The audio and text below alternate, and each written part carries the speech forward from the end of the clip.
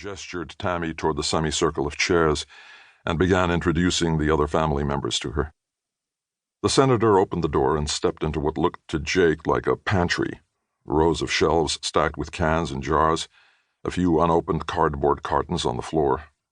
Closing the door gently, Tomlinson said, "I'm really glad you could make it here, Jake."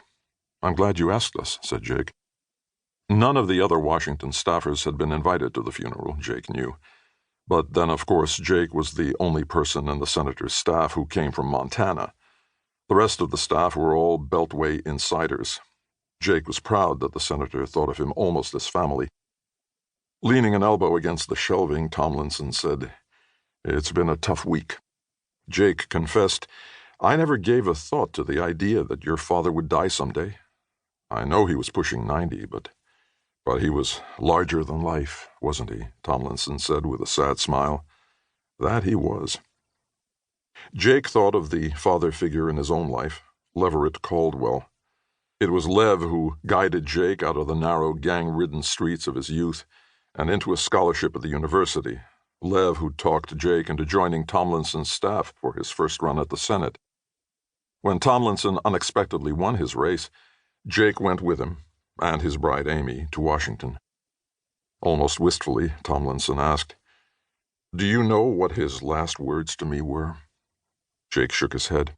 He was lying in the hospital bed, all sorts of tubes hooked up to him, so weak that I had to lean down and put my ear next to his mouth to hear him.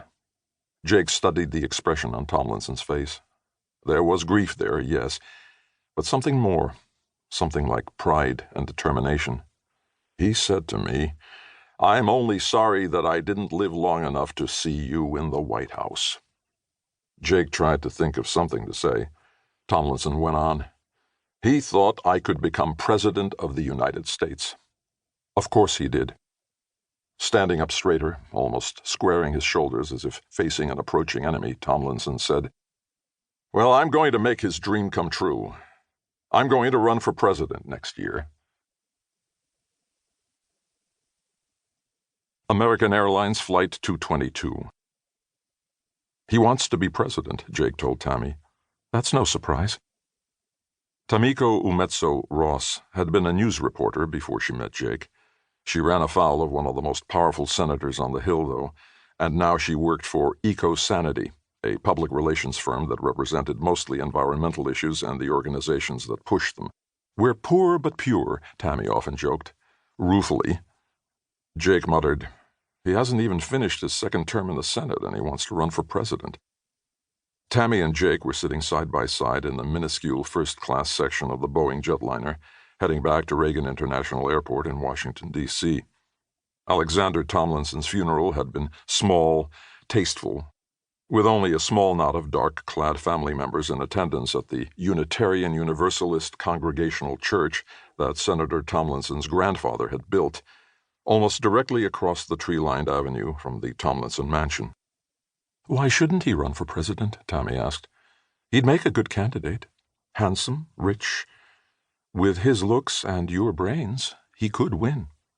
She was grinning at her husband, but Jake was not amused. "Yeah, he's good-looking, all right," Jake admitted. "But he's almost totally unknown outside of Montana. And being so damned rich might work against him. Another playboy with delusions of grandeur." "Don't sell him short. He's more than that," Tammy said. "You know that and I know that, but the general public doesn't know him. He doesn't have a base of voters. The party insiders will see him as an upstart." "Like Obama?" Jake almost smiled. "He was a Democrat. The Republican Party doesn't take to upstarts so easily." "Like Reagan?" "Reagan worked his way up. It wasn't all glamour. He paid his dues before running for president." "Tomlinson got the energy plan through," Tammy said. Then she added, "Your energy plan." "Yeah, that seems to be working out okay. Even the Democrats voted for it in the end. And it's creating jobs, bringing down people's electricity bills, isn't it? That's something he can take credit for." "Thanks to you." Jake shook his head. "I just don't think the time is right for him to throw his hat in the ring. There are plenty of other people in line ahead of him." "But there's one other factor you're not giving enough credit to," Tammy said. "Another factor?" "He wants to run. And he wants to